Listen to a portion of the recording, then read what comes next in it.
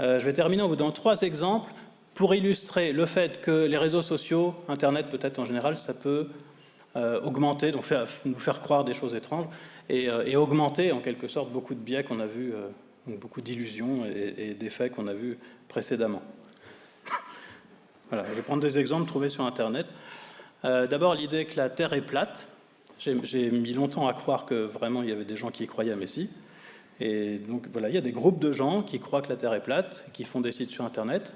Et peut-être que les gens qui ont créé le site au départ n'y croyaient pas, et que d'autres sont arrivés et y ont cru. En tout cas, maintenant, il y a des gens qui pensent que la Terre est plate et qui échangent des arguments là-dessus sur Internet.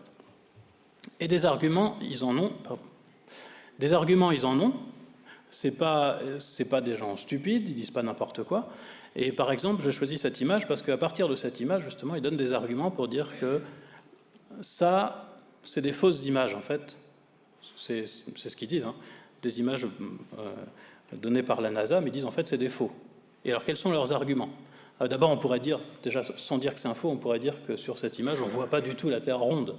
On a l'impression que c'est un disque un peu. Bon. Mais voilà, eux, ce qu'ils veulent dire, c'est que cette image, en fait, est fausse, est truquée. Et voilà 2 arguments qu'ils donnent. Le premier argument, c'est qu'on ne voit pas d'étoiles. Leur explication, c'est qu'on ne voit pas d'étoiles alors qu'il devrait y en avoir, parce que par ordinateur, c'est compliqué de placer les étoiles comme il faut. Et donc on pourrait vérifier que ça ne correspond pas avec la version officielle de l'astronomie. Et donc c'est pour ça qu'il n'y a pas d'étoiles. Ça prouve que c'est un faux. Et la deuxième question qu'ils posent, et que je ne m'étais pas posée en voyant la question, c'est, alors si c'est vraiment une photo, qui est-ce qui a pris la photo? Parce que ça veut dire qu'il y a quelqu'un comme ça dans l'espace. C'est un peu étrange, quoi. Et voilà, donc c'est juste pour vous dire qu'ils ne sont pas sans argument. Alors évidemment, il y a des réponses.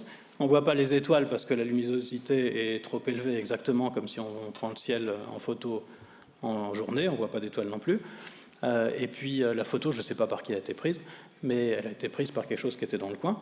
Mais voilà, c'est des vraies questions que je ne m'étais pas posées avant de lire les arguments. Donc c'est pour dire qu'ils ont quand même des arguments.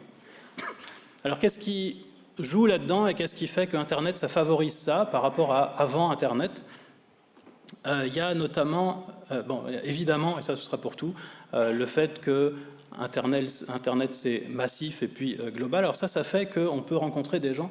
Alors si je prends une image que donnait Gérald Bronner, il disait par exemple, quand on a, c'est pas forcément pour les croyances, mais quand on a simplement un hobby un peu particulier, je ne sais pas si on collectionne les peignes en plastique, par exemple, c'est quelque chose de rare, et ben il dit, avant Internet, on était un peu tout seul avec ces peignes en plastique, parce qu'on connaissait personne qui collectionnait ça. Maintenant, si vous collectionnez, je n'ai pas cherché, mais si vous collectionnez les peignes en plastique, avec Internet, vous pouvez sûrement trouver au moins une dizaine de personnes sur Terre qui collectionnent les peignes en plastique, et vous pouvez faire un groupe. Voilà, bon, je ne sais pas à quoi ça mène, mais... Voilà, ça c'est pour les collections. Maintenant, ça fait pareil pour les croyances. Il y a sûrement, peut-être pas au départ, beaucoup de gens qui pensent que la Terre est plate, en tout cas chez nous. Et puis, simplement, avec Internet, on peut rencontrer tous ces gens d'un coup qui croient que la Terre est plate, et puis on peut former une bulle avec.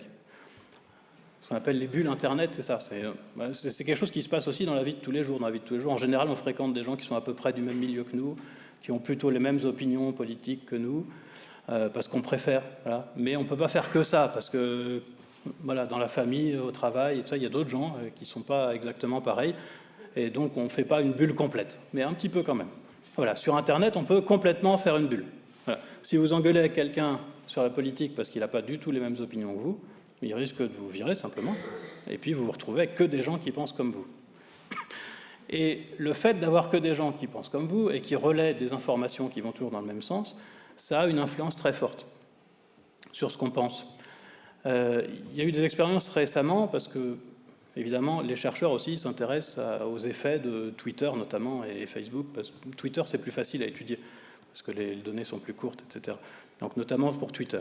Et ils ont remarqué plusieurs choses. Première chose qu'ils remarquent, c'est plus une information a été retweetée, plus on y croit et plus on a tendance à la retweeter aussi. Donc, c'est un effet de masse. Plus il y a de monde qui croit à quelque chose, plus ça nous semble crédible. Ce qui est aussi vrai quand il n'y a pas Internet. Deuxième chose qu'ils ont remarqué, le simple fait de voir une information, même fausse, ça c'est un article qui est sorti très récemment, même fausse, même si c'est indiqué qu'elle est fausse sur l'article, ou pas qu'elle est fausse, mais que des gens l'ont vérifiée et ont dit qu'elle était fausse, ça la rend plus crédible à nos yeux. C'est-à-dire qu'ils ont montré des fake news, comme on dit, à des participants, donc où il était indiqué la nouvelle. En dessous, c'est indiqué des gens ont voulu vérifier et ont trouvé que c'était faux. Et bien ensuite, quand on leur remontre, ils la trouvent plus crédible. Et ça marche même quand on a oublié qu'on l'a vu. Alors ça, c'est encore plus inquiétant. Si vous l'avez vu au milieu de plein d'autres informations, au bout d'une semaine, vous ne vous souvenez pas de l'avoir vu, vous ne reconnaissez pas cette information consciemment, mais elle vous paraît plus crédible qu'elle vous paraissait la semaine d'avant. Alors tout ça, ça fait que dans une bulle, quand vous n'avez que des gens qui pensent la même chose et qui partagent des informations allant toujours dans le même sens, eh bien vous pouvez développer petit à petit des croyances qui, vues de l'extérieur, paraissent complètement absurdes et qui, en fait, dans ce système-là, ne sont pas du tout absurdes. Et d'ailleurs, si vous allez dans d'autres pays, nous, on a plein de croyances très répandues chez nous et qui paraissent complètement absurdes d'ailleurs, et réciproquement. Voilà. Il y a une histoire de culture comme ça. Et bien, c'est à peu près la même chose, sauf que lieu que ce soit dans des grands espaces séparés, ça se trouve juste l'un à côté de l'autre sur Internet, dans des bulles. Voilà, donc juste pour dire qu'il y a des gens qui croient que la Terre est plate, il y a des sites sur Internet qui disent ça, c'est pas des idiots, et du fait qu'ils ont créé une bulle, qu'ils ont pu se retrouver, on peut comprendre pourquoi une croyance comme ça, qui peut paraître stupide ou absurde de l'extérieur, en fait, a pu se développer. L'histoire du popcorn, c'est une vieille histoire, ça, je crois c'est une vidéo virale qui tournait il y a 10 ans. Maintenant, si vous tapez popcorn téléphone portable, vous tombez directement sur la bonne information, c'est-à-dire qui vous dit que c'était une fausse information. Mais ce qu'on voyait dans les vidéos, c'est la chose suivante. Des gens plaçaient 3 ou 4 téléphones autour de quelques grains de maïs sur une table, les faisaient sonner, et en quelques dizaines de secondes, tous les grains de maïs explosaient, ça faisait du popcorn.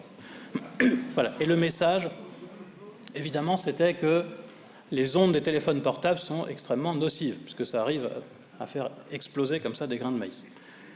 Et la personne qui m'a montré ça y a cru, et c'est quelqu'un qui travaillait dans le cinéma, qui faisait des films, et un des arguments qui m'avançait pour me dire que c'était vrai, c'est que lui qui connaissait bien le cinéma, il pouvait dire qu'il n'y avait pas de trucage. Alors c'est vrai qu'il n'y a pas de trucage fait après sur le film.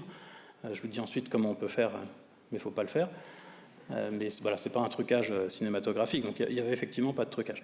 L'autre raison qu'il a avancée, c'est que dès qu'il a vu ça, il a voulu savoir si c'était vrai, pense-t-il, et donc il a tapé « popcorn téléphone ». Et il a vu des dizaines de vidéos tournées partout sur la planète où on voyait exactement la même chose. Donc il a dit « ça vient de partout », donc c'est, vous savez, on dit toujours « il faut croiser les sources ». Et si ça vient de partout, comme ça, des gens qui a priori ne se connaissent pas, c'est que ça doit être vrai. Donc c'est la conclusion à laquelle il est arrivé.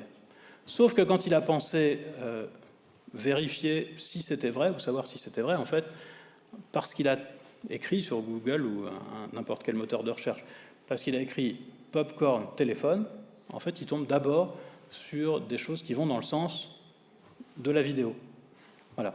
Et donc quand il m'en a parlé, je lui ai demandé s'il avait pensé à taper « popcorn téléphone hoax » ou popcorn téléphone revealed, et on a essayé, et en 30 secondes, on a vu que c'était faux et comment on pouvait faire. Voilà. Et donc pour le faire, une des méthodes à ne pas faire chez vous, c'est de dévisser le canon à ondes d'un micro-ondes et de le mettre sous la table. Voilà, comme ça fait chauffer. Je pense que c'est dangereux. Et ensuite, on peut faire du popcorn.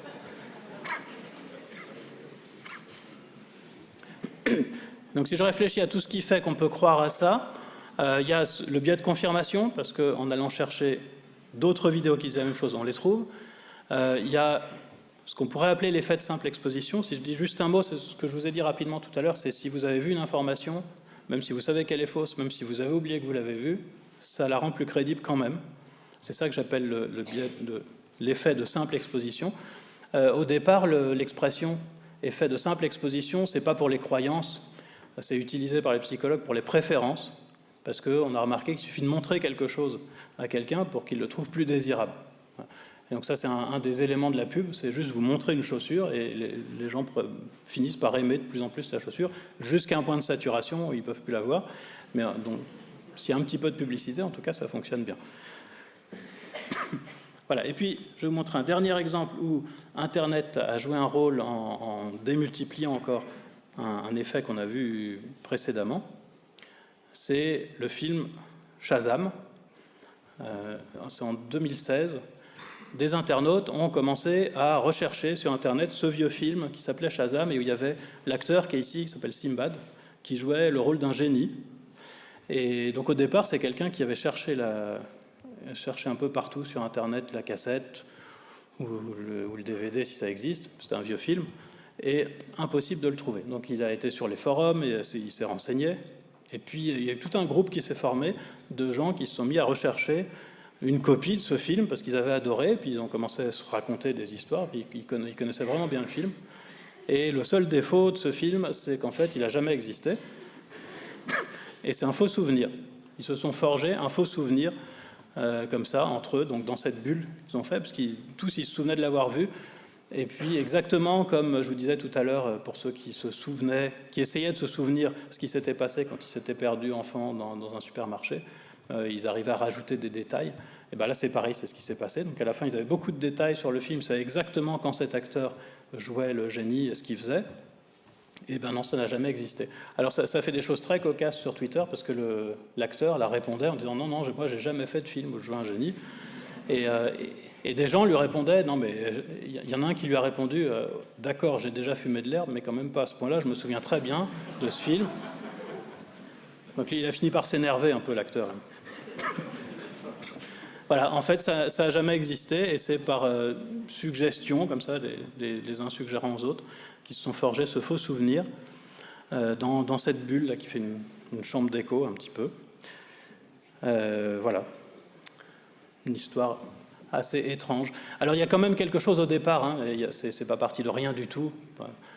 Il y a un film qui est sorti à peu près à l'époque où il cherchait Shazam, là, qui s'appelait Kazam. Mais c'était pas avec cet acteur-là, mais il y avait bien un génie. Et à l'époque où les gens pensent qu'il y a eu le film qui s'appelait Shazam, cet acteur-là est passé, je ne sais pas si c'est dans une émission de télé ou dans une publicité, où il était déguisé en génie. Voilà, donc il y a pu y avoir une sorte de confusion au départ entre Kazam, Shazam, et puis la tête de cet acteur-là dans une pub qu'on a imaginée dans le film. Enfin, en tout cas, le fait est que le film n'a jamais existé et que beaucoup de gens s'en souviennent très bien. Voilà.